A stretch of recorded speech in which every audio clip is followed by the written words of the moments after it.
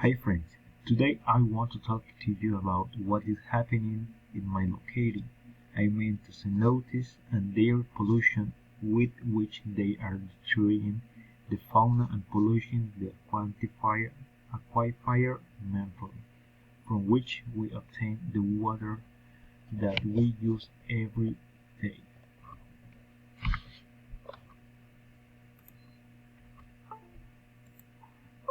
Merida is recognized by gastronomy, tourist extraction, and cenotes.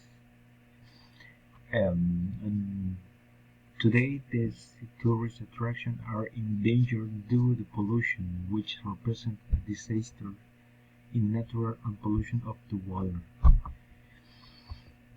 Cenote pollution. The recently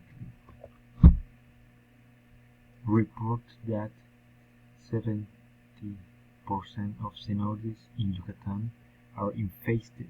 Even several Mayan communities where the supply the vital liquid notorious promotion to international tourists on Mayan culture will his here go through 1,000 hardships over the lack of work, and is the native seeds and beekeeping activity are being trained, and in recent decades community division is further strengthened by using customers who are only animate and Beijing will not development at the time when the Mexican crisis beginning.